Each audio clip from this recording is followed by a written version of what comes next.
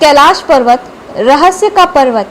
इस पर्वत के रहस्य को आज भी विज्ञान में नहीं समझा जा सका, परंतु हमारे वेद और पुराणों में विज्ञान के जन्म के पहले से ही इस पर्वत के विषय में बताया गया है। अगर आप भी इन रहस्य को समझना चाहते हैं वेद और पुराणों के द्वारा, तो इस वीडियो के अंत तक हमारे साथ जरूर बने रहें।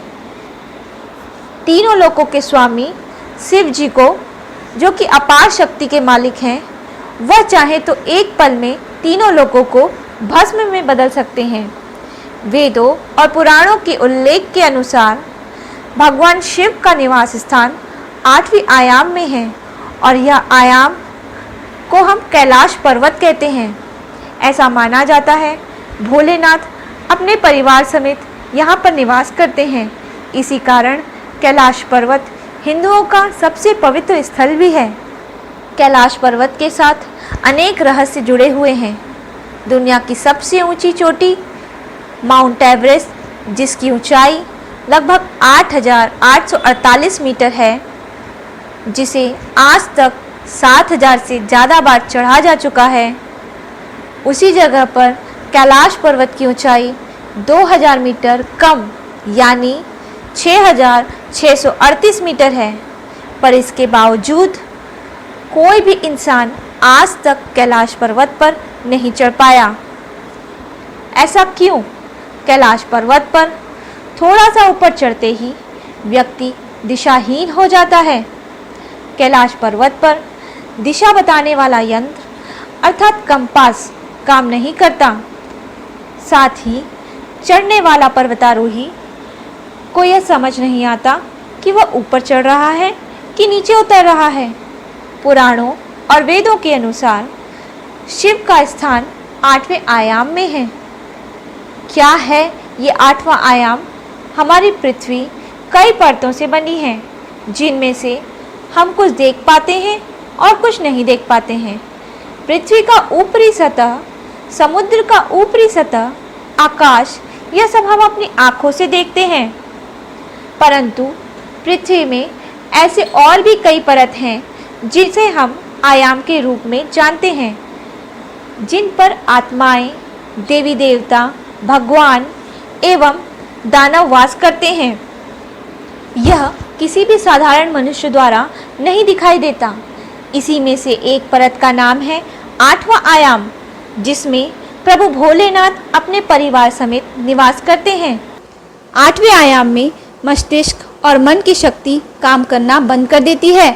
सिर्फ विचार ही वास्तविकता का रूप लेते हैं और हमें वही दिखाई देता है।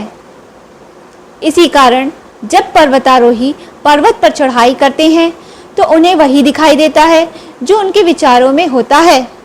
कभी वह ऊपर चढ़ने का विचार करते हैं तो ऊपर की ओर जाते हैं, तो कभी वह सोचते हैं वह नीचे तो नहीं जा रहे, जिसके कारण उन्हें लगता है वह नीचे की तरफ जा रहे हैं।